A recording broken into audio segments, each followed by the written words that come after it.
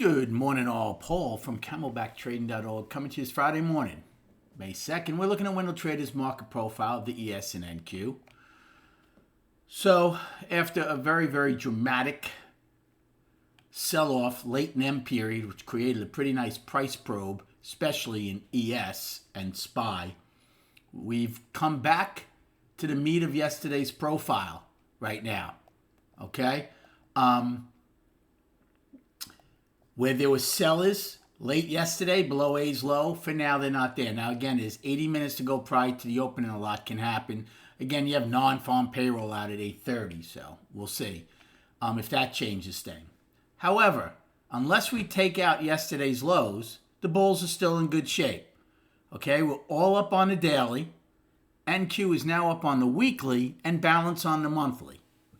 So there's no alarm bells to ring just yet. Now, if we take out yesterday's lows, we're right back to balance on the daily. But we're going to have to see how that plays out. Now, we did have decent excess at the day's highs in D period. Excess ends one auction and begins another. Well, that certainly did happen as the market came in with a liquidation break in E. We did rally to get an afternoon rally high in K, but if you notice, the excess held, and then M period, one last gasp to go towards M's high, and then gave up the ship. So, those are two very, very visual areas now, which we like to refer to as our hump levels, right? The bears, if they're not going to defend the base of the price probe, certainly want to defend, I believe, the afternoon rally highs.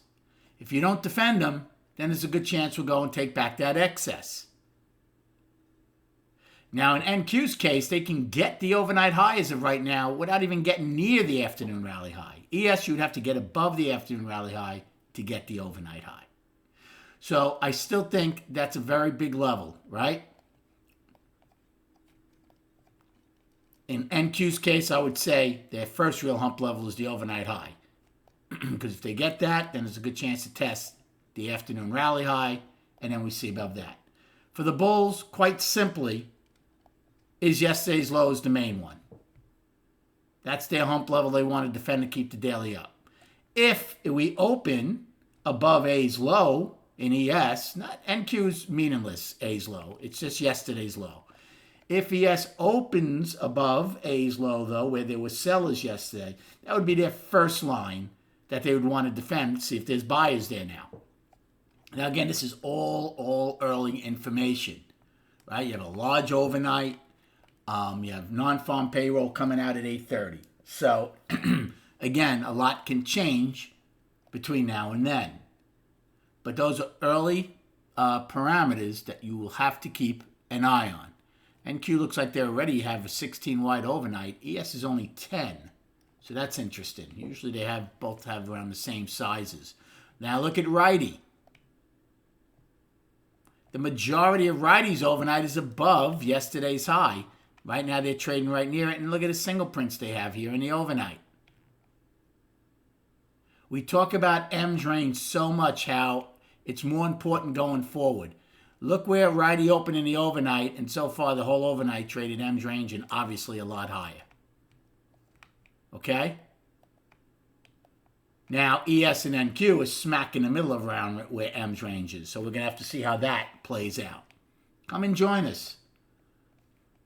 Right?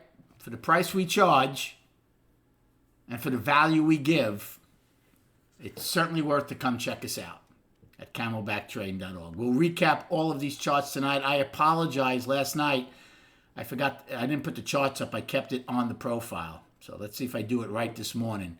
So here, again, we'll recap all of them tonight. Here's your daily. Daily is up. It's a reverse hammer, not the best finish. But again, unless we take out yesterday's low, the bulls are still okay. Right now, they're sitting above the 50-day moving average from where we closed.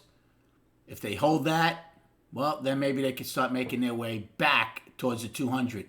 I saw a stat today, again, just telling you what I read. I don't know if it's true, but this is the first time since 1981 that the S&P has been up 8 days in a row below the 200-day moving average.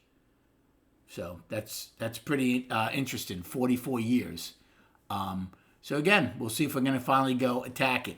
Again, ES has to take out the weekly high of March 31st, which would put the weekly up and the monthly back to balance. Good luck trading today. Thank you so much for liking and subscribing to this channel. And we'll recap the day and the week at 4 p.m.